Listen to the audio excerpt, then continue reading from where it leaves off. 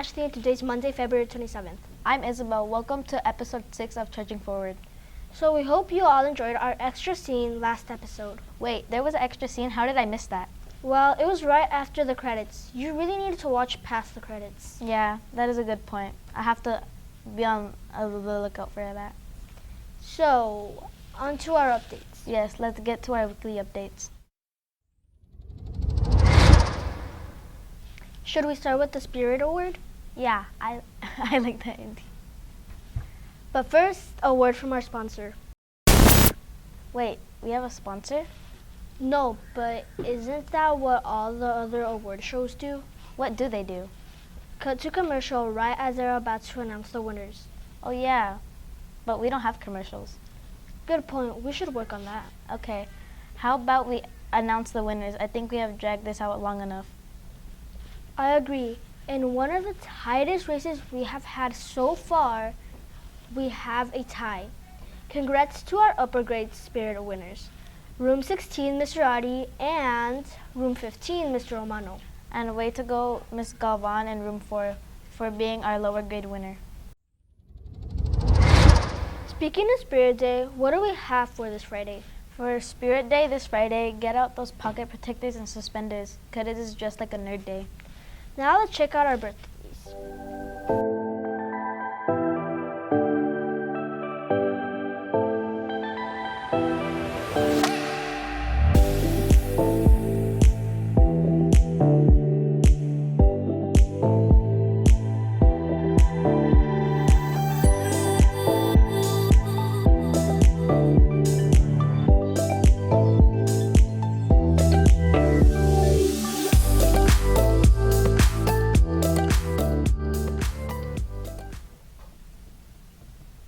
Hey Ashley, what are you doing? Oh, this? I am practicing reading. But why are you doing it that way? Because I'm trying to read across America.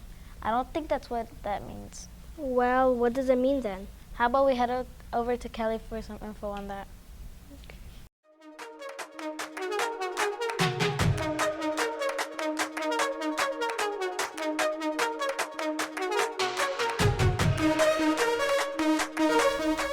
Read Across America was started in 1998 by the National Education Association, or NEA. The purpose was to encourage reading and show how reading is beneficial to all. At the time, Dr. Seuss was an author with a huge impact on reading. So his birthday of March 2nd was chosen as Read Across America Day. Now, RAA is celebrated from March 2nd to March 6th. Also, they have expanded outside of just reading Dr. Seuss books. The goal of NEA is to encourage everyone to read books from many different backgrounds covering multiple topics.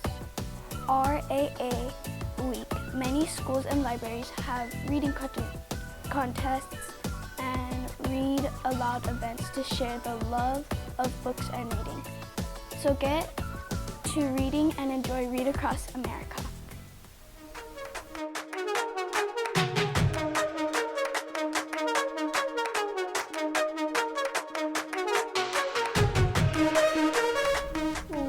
Well, it looks like I need to rethink my Reading Across America idea. Yeah, that might be a good idea. So I think we actually have a commercial. What? No way, let's check it out.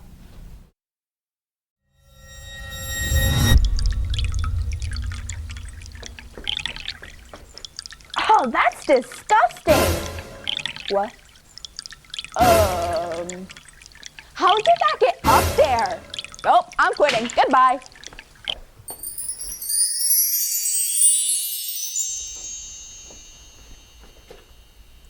Yeah, I can work with this bathroom. A nice, clean bathroom.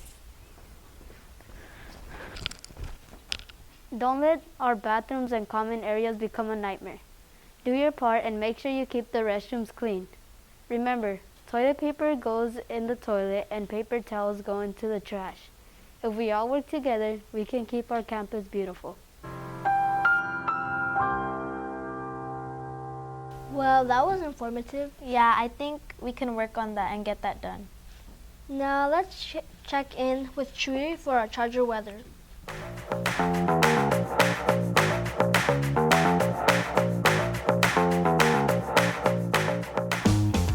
Hey y'all, let's check out our weather forecast for this week. Well, don't put away those umbrellas just yet, as we are for some early rain in this week. With some clouds coming by the end of the week. I hope you like the cold because we are going to be way below normal this week. Most days we'll peak in the mid 50s. We are in for some cold mornings with a chance of a Wednesday dropping below 40 during the night. Hopefully we will start to warm up in the coming weeks as the east cold front move through our area and the storms start to move out. I'm Tui and that was your charger weather.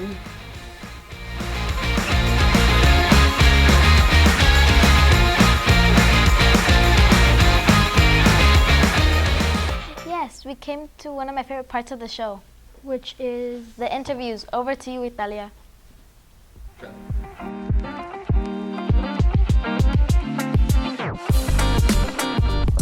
Hi, today I'll be asking little kids what would they be if they could be any animal.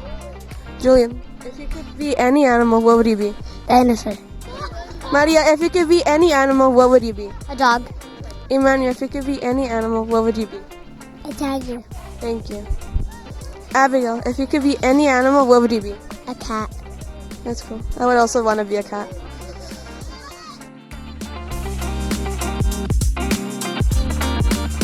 Yeah, I understand why you love that segment. Let's pass it over to Mr. Toledo for our counselor's corner.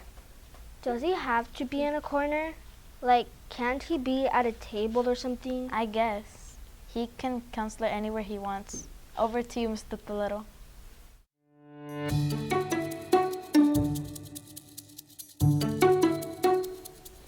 Hey, hello everybody. This is Mr. Toledo here, or Mr. T as you know me. Today, what I like to do is I like to do a mindfulness activity with everybody. Hopefully you guys can join me. All right, so today will be what I call the star breathing. One of the things that I like to focus on today is on your breathing. Breathing is very, very important, you guys. So let me show you, this is the star. Now, I understand that not everybody has something like a star or shaped like a star. So what we're gonna use our hand. So if you can open your hand like this, and that's what we're gonna use. And excuse me, the breathing today is gonna be this way, boys and girls. We're gonna inhale. We're gonna start right here on the bottom. We're gonna inhale, and as we inhale, count in your head. Count 1, 2, 3, and we're gonna stop at the top, because once we breathe it in through our nose, and we're gonna stop at the top, we're gonna hold it. And then we're gonna go down. As we go down, we exhale, or the air comes out through our mouth nice and easy, and it comes out, and as it's coming out, we are gonna count to 5. Again, it comes out really, really slowly, like you're blowing bubbles, okay? So we go, okay, once again, we're gonna start over here at the bottom. We're gonna go 1, 2, 3. Again, we're counting ahead, and we're gonna go down. 1, 2, 3, 4, 5. Again, as we're doing that, we're counting ahead, remember. So we're gonna blow out nice and easy through our mouth. We inhale through our nose, and we exhale through our mouth. Inhale is when the wind goes out, when the wind goes in, and then exhale means it comes out, okay? So everybody ready? Put out your hand. We're gonna go.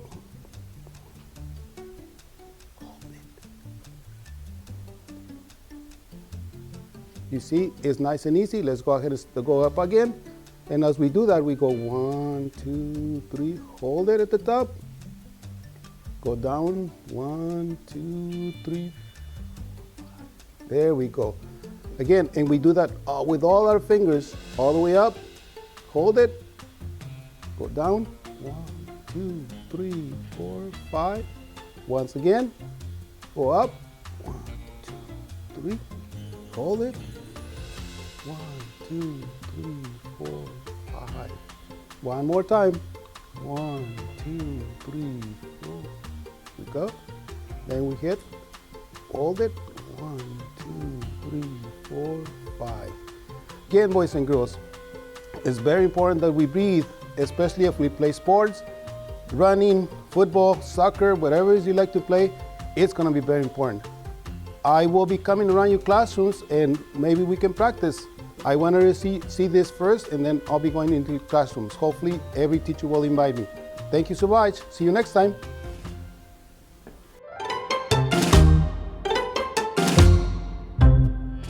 So you know we sometimes have cool events or field trips happening on campus? Yeah, but how can we showcase them? We could do a school spotlight. I like it. How about we check in on our first school spotlight on 3rd grade's field trip to the stagecoach?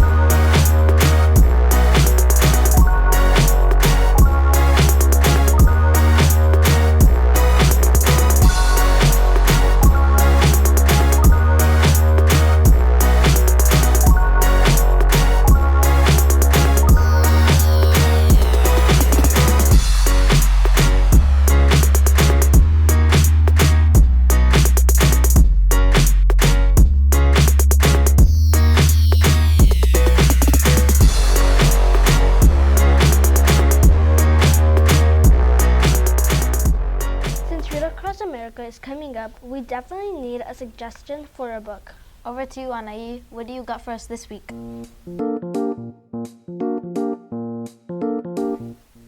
Thanks, Isabel. I got a good book for Read Across America week.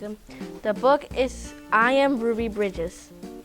Could you imagine how it might be for a young girl to be the first person to attend a school? Well, and by first person, we truly mean first person. You see, Ruby Bridges was not allowed to go to a school simply because of the color of her skin. In I Am Ruby Bridges tells her story as never before. She shares the events of the momentous day in 1960 when Ruby became the first black child to integrate the all-white William Franz Elementary. Ruby expertly shows what it truly felt like for a 6-year-old to be a pioneer during a major moment in civil rights history. Check out I Am Ruby Bridges and hear her amazing story for yourself.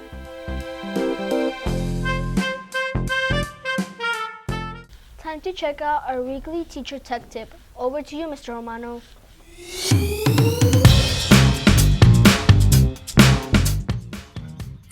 Hey everyone, welcome to this week's Teacher Tech Tip. This week we're going to continue what we were working on in Google Draw by expanding our skills. This week what we're going to work with is 3-dimensional objects. You see, Google Draw mostly just gives you 2-dimensional objects that are flat. But we can actually use those flat objects to use perspective to create something that looks like a 3-dimensional object. So we can go from this to this. And we're going to show you how to do it. So let's get started. First, let's create a shape. So we need a shape that has flat sides. Squares, rectangles, diamonds, anything with flat sides can do. Let's go ahead and let's grab a rectangle. Now the first thing we're going to do is we're going to actually make a copy of our rectangle, and we're going to have this secondary rectangle, which we'll change the color to, and we move it where we want to create the perspective. So let's say I want to create my three-dimensional shape to look like this. So I want this as the front and here will be the back. What we're going to do here is we're going to use the polyline tool. This tool is really cool. It lets you create lines but in different straight formats. So I'm going to zoom in a little bit and we're going to work on creating this edge of what would be the edge of our box. So I click the polyline tool, and what I'm going to do is I click in the first corner and you'll see I'm able to drag. I then click and drag and I click and release, and I do this till I get all of those four corners. And when I get to the last corner, if it goes right and attach, it becomes a solid shape. Now I have one more side to do. So I click that polyline tool again, and I'm going to start down in this corner, match that corner, match that corner, match that corner, all the way to that corner.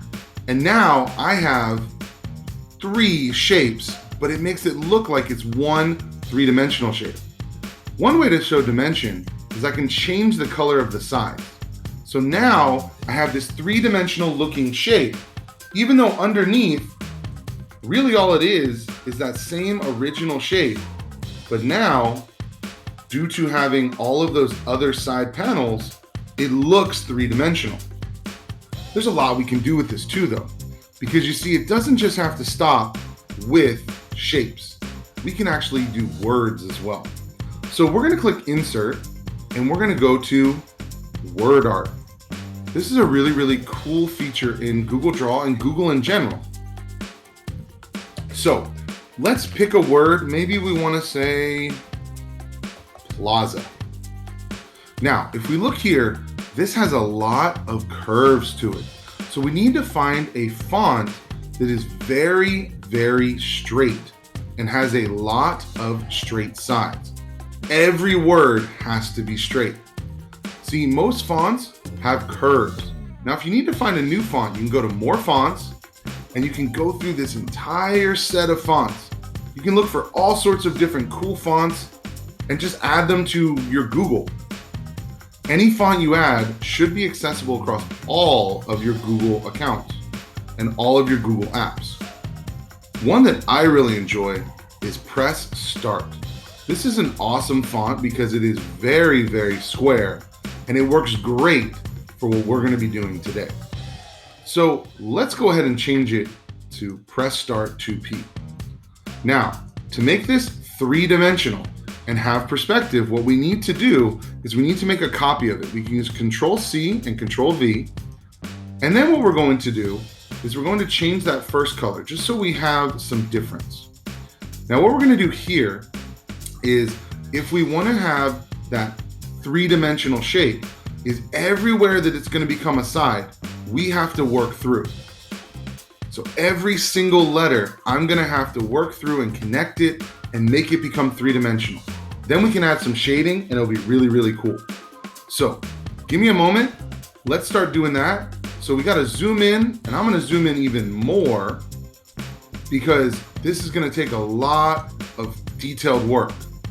So I'm going to go letter by letter, and I'm going to add new shapes by each side. And remember, we have to think every single side needs to be its own shape.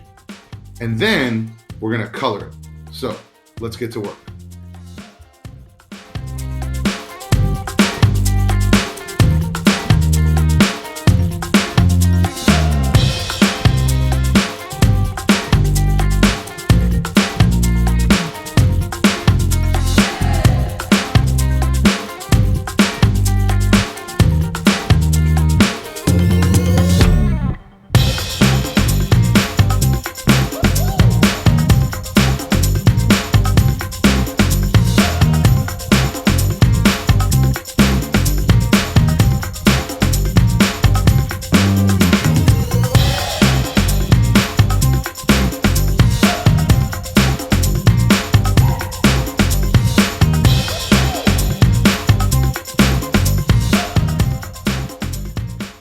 Well, as you can see, what we've done is we've created a three-dimensional look.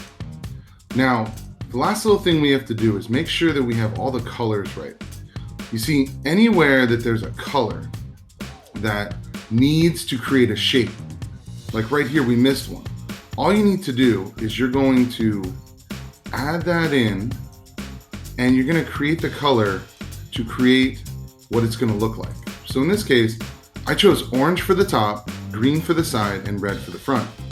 Now, when you have it all together, it has this appearance of 3 dimensions, and you can see each side.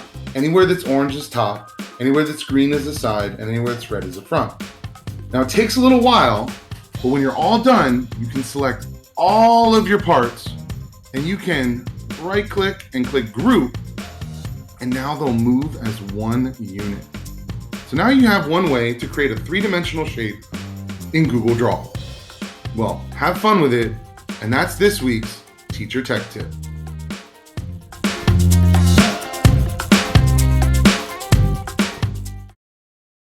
Well, that brings us to the end of episode 6. Yeah, what can we do for something fun to end it? Dance party? No. Okay. How about a party where we dance? No. Okay, I get it. We could listen to music and our bodies just move to the sounds. So a dance party? Great idea. How about no? Hater.